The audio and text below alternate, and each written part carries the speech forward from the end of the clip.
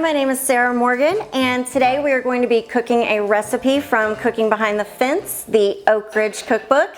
And our recipe we'll be cooking today is Helen Jernigan's Taylor Road cheese shuffle. So first off, what we're going to do is we're going to heat up 1.5 cups milk, and we are already really ready to go. So we're not going to want to scald it, so we're probably good on that. So I'm going to remove that from the heat.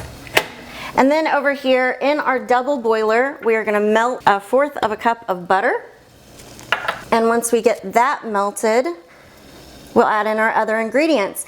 But Helen Jernigan actually lived in a D house with 6 other women during the war. They could actually eat cheaper at the hospital in Oak Ridge, where most of them worked, because it was about $1 a day in the cafeteria. So that was definitely cheaper than what you could actually make at home. But these ladies kind of like to cook, so they came up with the Taylor Road cheese shuffle. They called it a shuffle because these ladies actually thought it was funny to mispronounce French words. So instead of calling it a souffle, that's where the name came from. They also thought it was really cute to say "Mercy Buttercups." So we're just melting up our butter here, and once we kind of get that melted, we're going to start to add in 1/4 cup of flour. That's right here. It's definitely thickening up just a little bit, and you can also do a double boiler with a pot rather than a bowl like this, but this is a really easy way to do it as well, especially since then you can just directly move your Pyrex glass dish over to incorporate it in with your other ingredients. So that's kind of also thickening up. So next what we're going to do is we're going to take our milk that we heated up and slowly pour that in. And then we are going to add in a speck of cayenne pepper, which a speck is just a little less than a pinch. So we're just going to take a teeny tiny bit of that and put that in there. And then we're going to take a 1/2 teaspoon of salt, but it's a scant bit of salt. So just a little less than 1/2 teaspoon, which is what the recipe actually calls for. Then we're going to just make sure and mix all of this together.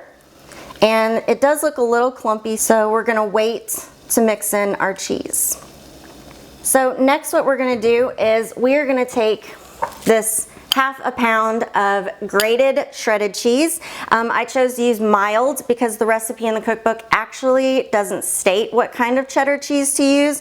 Okay, so we're going to mix in our cheddar cheese. And although you can't see the pot, we still are in a double boil, and we are really mixing this together, but we're going to want to make sure that our cheese is absolutely fully melted. So I'm actually going to turn the stove up just a little bit to make sure this gets hot enough to melt this all together, because we don't want to see any cheese clumps or butter clumps or flour clumps or anything like that in here. While we're doing that, we're going to kind of let that cook for a minute. We're going to take our egg yolks. So what you're going to want to do is take 6 eggs and separate them. So separate your yolks from the whites. We're going to use the whites here in just a minute, and we are going to mix together our 6 egg yolks. You want to make sure that you beat those really good, just like that. Okay, so our cheese is looking really melted over here. So we are going to put our beaten egg yolks into our mixture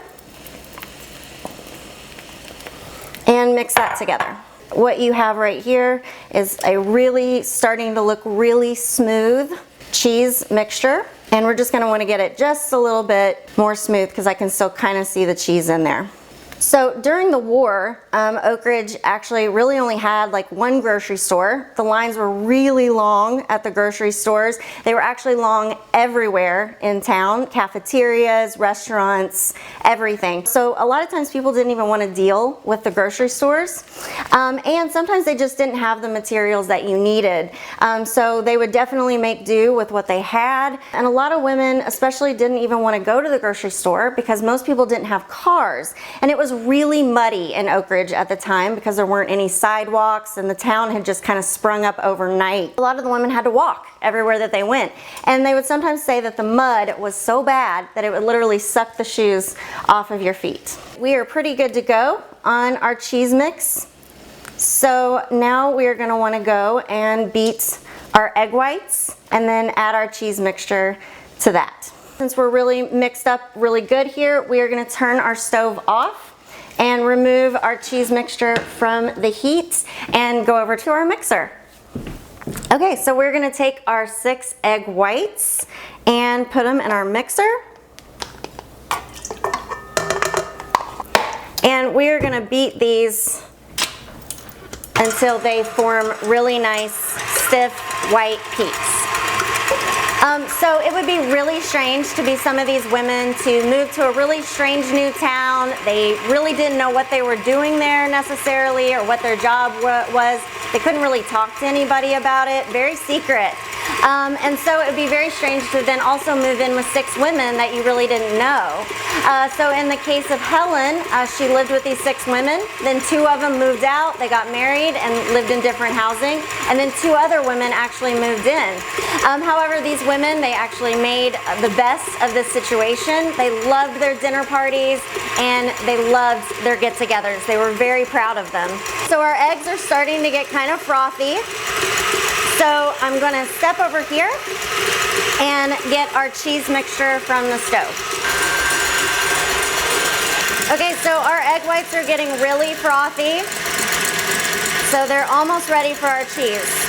And you're going to have your mixer on a really high speed, somewhere between 6 and 10 to get these really going. And actually your egg whites will do better if you crack them fresh.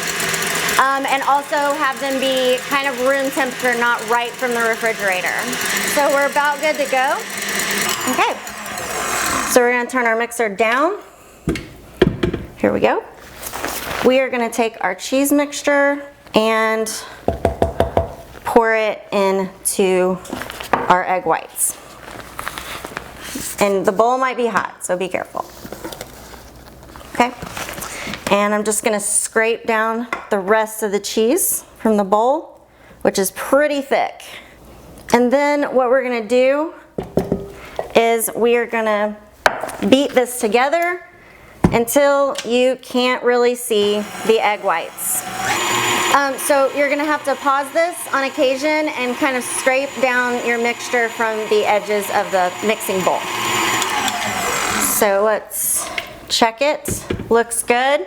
Now some of the ladies didn't even have very much cooking equipment at all when they were living in Oak Ridge.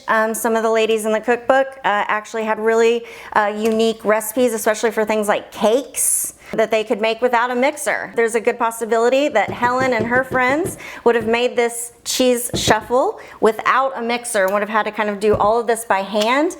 And that's one thing I've never understood about historical recipes, especially going back way further than the 1940s, is how they got their egg whites to be light and frothy by using just a regular whisk. So this is looking really good, and I don't really see any of the egg whites, so we're about ready to go.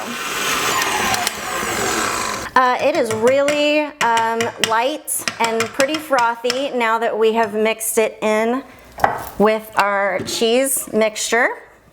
So we're going to take that and we're going to put that in an ungreased 2-quart casserole dish or cheese souffle dish, and you're going to pour it to about 1/4 of an inch to the top.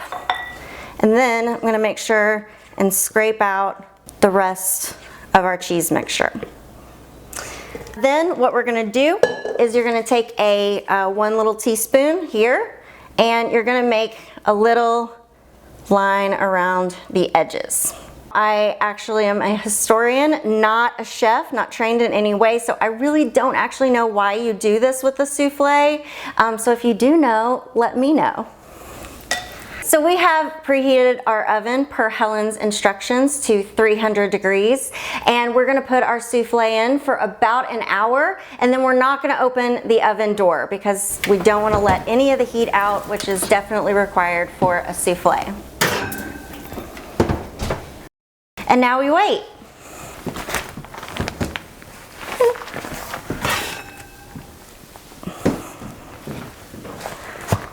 This is really exciting that this turned out because I've actually never done a souffle before.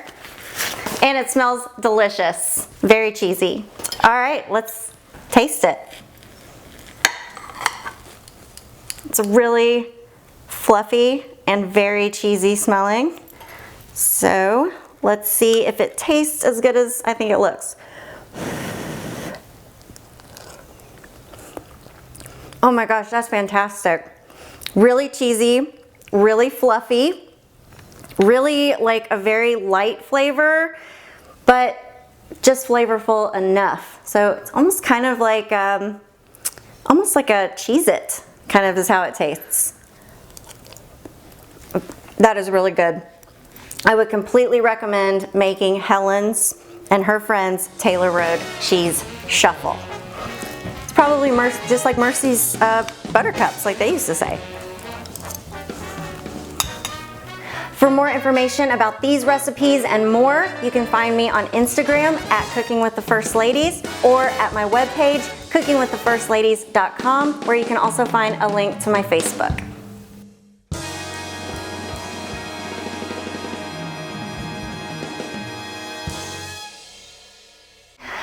So I brought in my lovely husband and taste tester just to prove how delicious this cheese souffle actually is.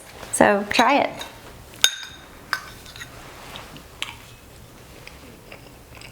That's really good. That's very good. You did a good job. Thank you. Well, there's plenty more for you to enjoy. I'm really excited about that.